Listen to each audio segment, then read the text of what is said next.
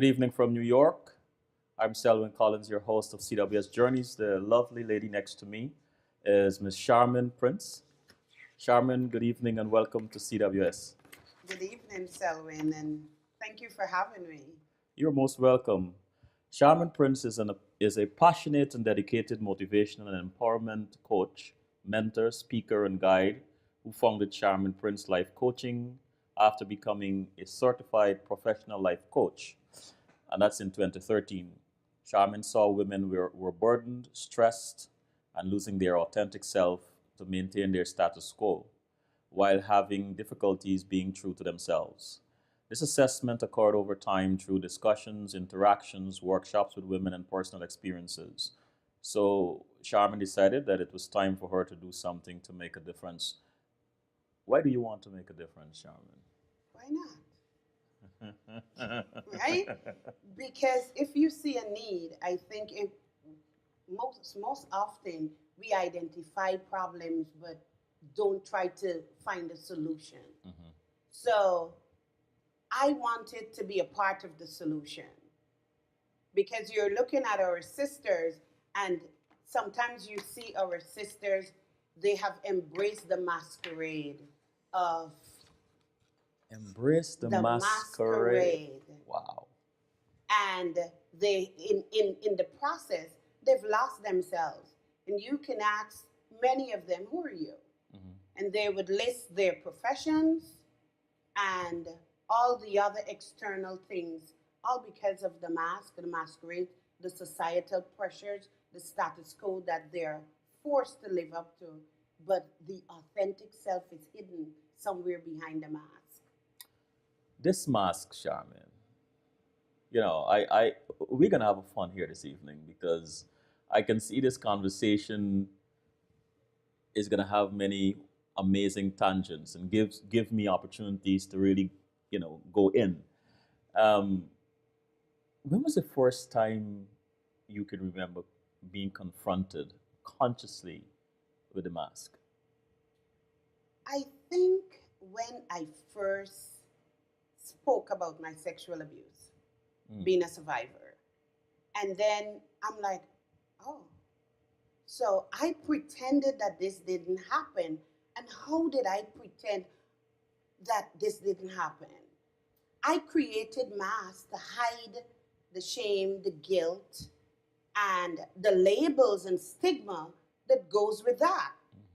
And after I realized that, I started to work on that and discover that I was a part of the masquerade. And I wore so many masks. Mhm. Like when I came here, I was like, I don't need to mask up for Selwyn show. I need to be my authentic self. I'm gonna give you who I am. I like that. Charmin, when those close to you describe you, what do you usually agree with? Wow, it's amazing that you asked that because I sat for an hour and a half and listened to my current and the current staff that I supervise and others that I supervised years ago Mm. and listen to them speak about me. And it's like having this out of body experience sitting there and say, are they really speaking about me? Is that me? So, one of the things that I identify with is that I'm strong. Um, and that was the reoccurring statement today, how strong I am and how they, um, they want to be like me. And I'm sitting there and I'm smiling inside that they have no idea about my journey. I guess they're about to find out. Yeah, Hmm. Strength, though. yes, What I'm e- strong. I'm resilient. Yeah, yeah. What else do people say about you that you agree with? That I'm compassionate Uh-huh. and supportive and motivational. I motivate them to do and to be. And then there are those who say you ask hard questions. Is that true? Yeah, because Selwyn, we live in a society and in a phase where we don't like to look in the mirror, right? We don't want to see our true reflection. So, because of that, that's why the mask is so comfortable for us. What's wrong with the mask? The mask hides who you are. The mask causes you to live a life of pretense. The mask prevents you from discovering your authentic self. And if you had to say to several young ladies, a group of young people, the importance of removing the mask, the importance of one being their authentic self, what would you say? Three things. One, when you discover your authentic self, you can able to stand and be confident and say who you are and understand who you are, and you be able to walk into your purpose and your destiny. Do you remember the first time you took that walk? Yeah, um, it was in 1995 when I decided to change my life, change the course that I was on, and return to the only thing that I had, my brain and my ability to learn. So I went back to school. And I think that's when I started um, to discover myself and be true to myself. Take us back a little, Sharmin. You talk about masks. One of the things I often say on this show is that each of us is a gem with many facets. And oftentimes, people only get a glimpse of one or two of those facets and they form an opinion. What I like to do with the conversation is to twist the gem and expose the various facets, hoping that by the end of the conversation, the audience has a more multi-dimensional perspective of who this person is. So take us way back to the 9-year-old, and then we'll go to the 15-year-old Sharmin. Whew, the 9-year old Charmin, rebellious, angry, angry with the world because at 5, Charmin was forced to become an adult, unaware of how to handle the adulthood, was not prepared mentally or emotionally. And I was forced because I was sexually abused. So I started to act out. I think I fought every other day. I got into a fight with someone um, because I didn't know how to handle the anger that I had inside of me. I didn't know how to handle the the psychological changes that occurred. So I became angry, extremely angry, and rebellious and rude. 9-year old, fast forward to 15-year-old. 15 years old, I didn't want to be in school, but I had to. Wrote CXC, passed CXC, um, refused to be employed. I don't want to work Why? because I don't want to be enslaved. Where did you get that from at 15 years old? I don't know. Some concept I developed over time. I guess because of my rebellion, and it that was my way of rebelling to society for failing me because I've been hurt. And And who are you hoping would have noticed this rebellion? everyone, Mm. and but no one noticed it. Um, Did they deliberately ignore you? You I think? I don't think they deliberately ignored me. I think that a lot of times people don't care. Mm. Huh. And if you don't care, you wouldn't be able to notice. So when did you actually started working? I started working at age 32. 32. 32. When I knew I was migrating to the United States, When was that? When did you actually migrate? I migrated in 1999. Uh-huh. And while a student at the University of Guyana, I knew that I was coming to the US and I had to work. So I wanted to have experience working. So I went and I became a teacher, a kindergarten teacher. Uh-huh. Did you like it? I liked it Mhm. because I learned how to get up in the morning and go to work and really have fun with the kids and impart with the kids and get an understanding of the a true understanding of primary socialization because it's kindergarten kids. Mhm. You see a lot and you observe a lot and you learn a lot. So that was my first experience of being employed or being an employee. What surprised you about the US when you arrived? I was culture shocked Uh-huh. because I started working in a domestic violence shelter. So the things that I saw was not the same things I saw on television, right? Mhm. And not the image that I got when our overseas relatives and friends returned to Guyana. Mm. Mm. Totally different.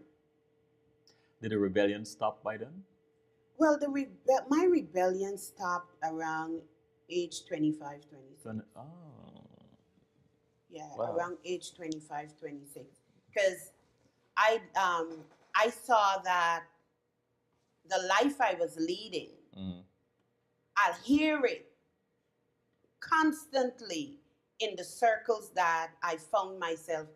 Why are you here? You're so smart.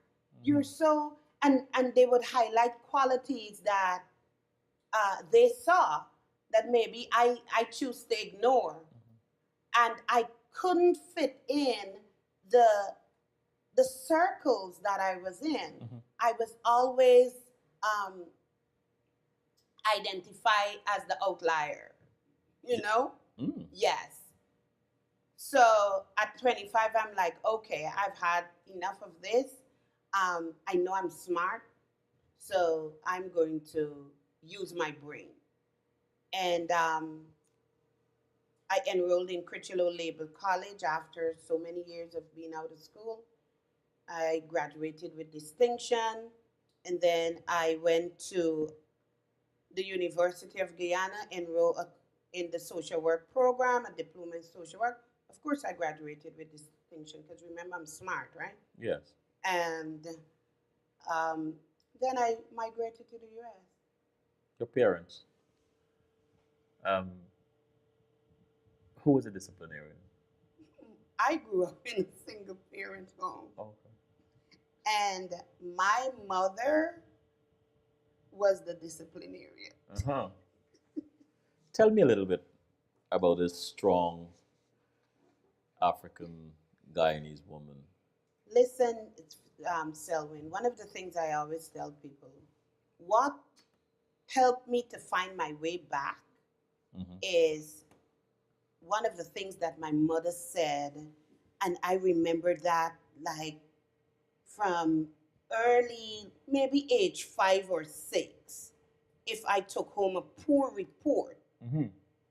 I would hear Burnham has no place for an uneducated boy or girl, right?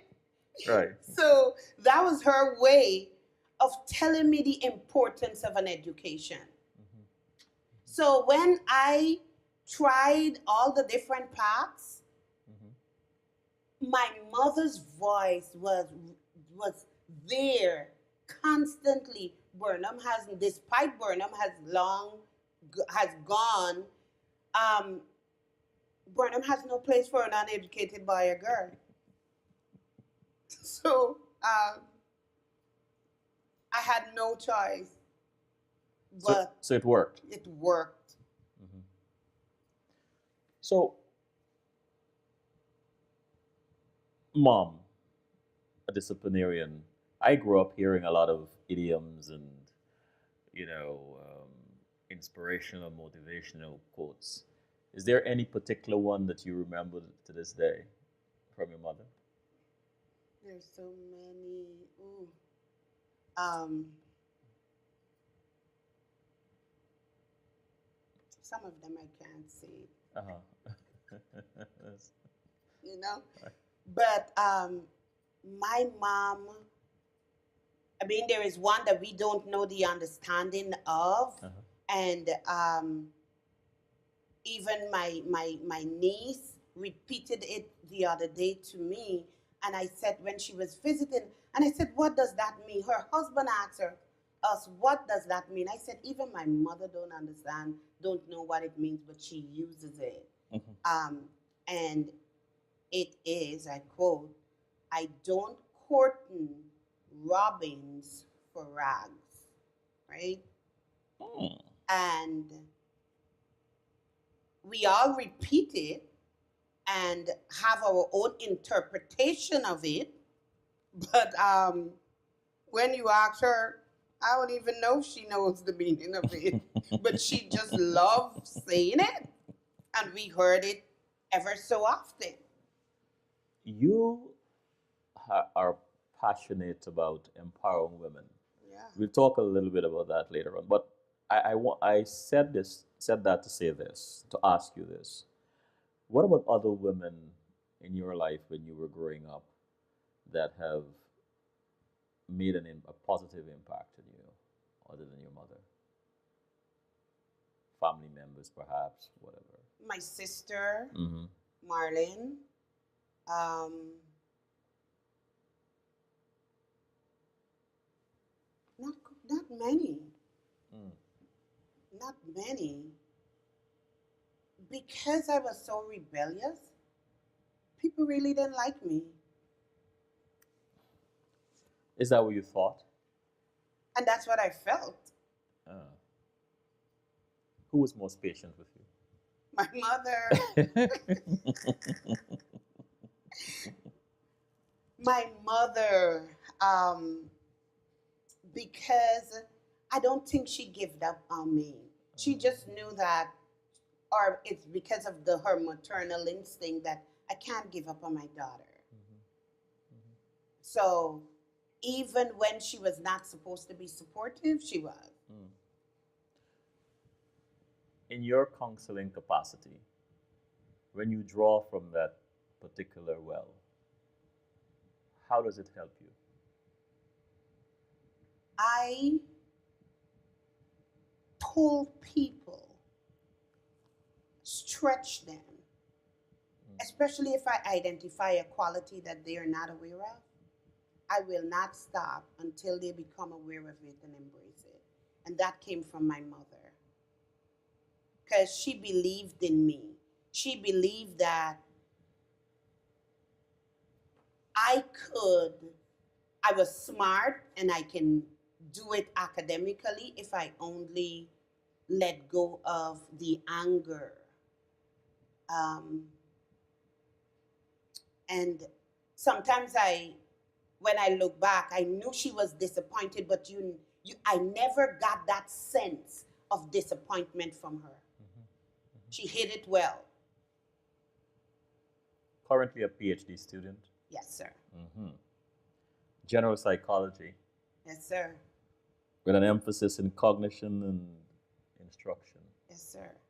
Why this particular area of study? Because cognitively and everything, I know sometimes people say I it's not living in the past, but it's understanding where I came from. I've had a lot of childhood trauma. And those experiences helped me to, from a very early age, I would sit and look at people's behavior and listen to what they said. And if I observe certain behavior from you, I knew that I didn't I can't tell you how I knew, but I knew who to stay away from and who to get close to. So, and because of those experiences and that, I would say it's a gift. Mm-hmm. Psychology is the only thing that I can become I can be comfortable doing and getting to understand the mind and how people think and what drives behaviors. Hmm. You began your professional career at Volunteers of America, VOA. Tell us a bit about that, and then tell us what you learned about yourself from VOA. Well, let me start before VOA. I went to the U.S. Army, Oh, and I went to the U.S. Army at age 33, just before the cutoff age. you choose to keep that out of your bio, didn't Yes, you? Okay. because of what I'm about to say. Completed basic training. Went to AIT, but while in basic training, I looked around and I asked myself a question: What are you doing here? And I couldn't find an answer, but I was there. And then one morning I had this revelation that I'm there to find me. And the quicker I find me, it would be the better for me. So I had to learn to, to love Sharmin in that moment. And that's the first time I fell in love with Sharmin Wow. at age 34. And after I fell in love with Sharmin, I developed my plan to get out of the army. But that's when my trauma, all the trauma that I have over time, surfaced in the army. And I went and I saw the psychologist, and I'm telling him what I am remembering. And because of the the structure, and I said, I can't do this. And he's like, no, you can't. I'll help you to get out. And I was able to get out after a year and a few months. How important is that That was to love? No, to love yourself, to fall in love with yourself. extremely important, Selwyn. Because if you don't love you, you can't have love for humanity, and you would see the world through blurry lens. You had a you had a farewell today. Yes. So Tell us about that. after I came out of the army, I um, I had a mentor at University of Guyana, one of my professors, Stella Odiali, who just took me under her wing. So when I came to the U.S. and I came out of the army, she got me a job. And I sent out my resume and got called at VOA. And I remember my mentor saying to me, if you take a case manager job, it's going to be too hard for you. Try getting a case aide. And I realized I don't like people to tell me I can't do something. So I took the job. And my first time entering the social services as a case manager. And I learned the job. In 11 months, I was promoted to case management supervisor. And then at my 2-year mark, we acquired a program in Brooklyn, and I applied for the associate program director position, and I got it. Wow. So I've been there for 13 years, 4 years as an associate program director, and 9 years as the program director. And the job as a program director, I can do it in my sleep. And so I lost my passion and motivation. And I just got promoted. Congratulations. Thank you. Wow. And so today, the staff held a farewell for me. And listening to them, I went home and fell asleep. Today. After I left work at 5 o'clock, I went home and I fell asleep. But I'm glad you made it here on time, Sharmin. Um, because it was kind of overwhelming, knowing where I came from, and I'm sitting in a room with young women, and they're saying, some of them are saying that when they want to be me, and I have this phrase that I say, you see now, but you don't know how. Mhm. And they see now, but they don't know how. And what they see now is so inspiring that they're aspiring to be the person that I am now.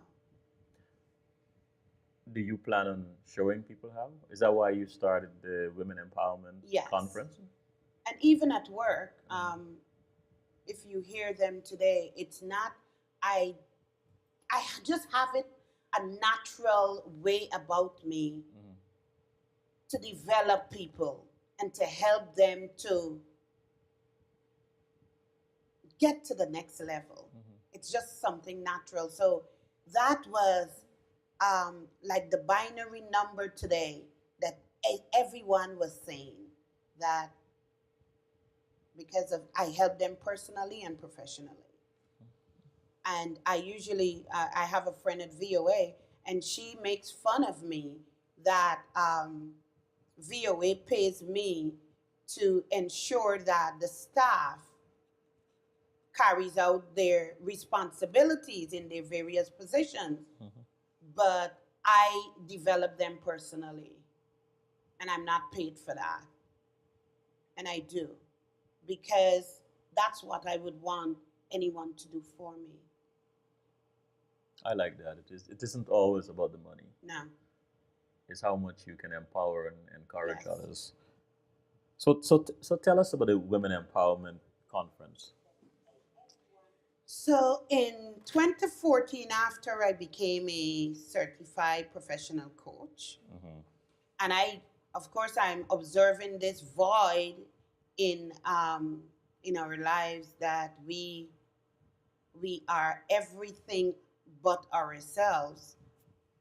I decided that I need to do something, so I started a women's empowerment conference every September at the Hilton JFK Hotel, Mhm. and then I developed the concept of the mask, and I'm still developing it, and Awesome. that's my focus. What were some of your initial challenges when you started? That I wanted numbers. I wanted a lot of people to attend because Hmm. I want to change life so quickly. So what happened? Um, and the first year, I think I had 20 something and attendees, and the second year, 20 something. And then I realized it's not about numbers, it's about the quality of the conference. Exactly. Exactly. I had to learn that. Yeah. You know what? I like to use the analogy that the land, a piece of land that no seed has been sown, is still a piece of land. So regardless if it is one seed or several dozens of seeds, it is still a piece of land. So whether one person shows up or two, it is still important for you to do what you envision. I like that. Before we go to the break, uh, was there a specific group of women you targeted, or just anybody could have attended? Anybody could have Mm-hmm. attended. Um, but I'm going to be honest with you, some of the people that came the first year never came back. One woman said to me, "You caused me to have flashbacks, and I am not coming back to your conference."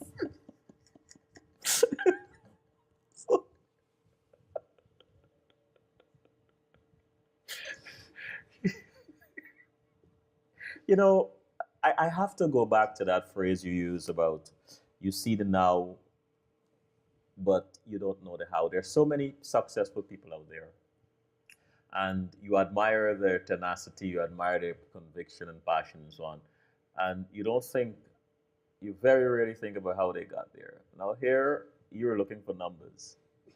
and one person tells you, I'm not coming back. So, if you started off at 25, so now you only have 24. 24. But what kept you going? Because, um, Selwyn, I know it's a need. And even if I have 5 people, I'm going to do it. Even And with five, even with 5, like this year, I announced it's my last conference why? because of the numbers, and I do it alone. I plan it by myself. This year, I had speakers from Canada, Grenada, and St. Croix, and I coordinated alone. I do everything alone. And my friend from St. Croix, Carlotta, is here now in the US, and she said, "Well, I'm here, so now you have support." So I don't know, maybe next year would No, be my 5th year. is that maybe or Charmin? You see, this is what happens. I think fate. I love to call fate a sick cosmic joke because here you are, you're in a space where you're encouraging people to be their best self, to come out of their fears, come out of shift from that paradigm. And now here you are being challenged by the reality of the situation, and that is not enough numbers and all these sorts of things. And it's hard, it's tough, but you have to keep making that next step. You have to. And especially when you consider that what you're doing is for a good cause. There might be one person in that room who's transformed and can go out and spread the word. Remember, if you believe the story is true, there were 12 disciples, and those 12 impacted millions afterwards. So, this is a good time to take a break, Charmin. See that.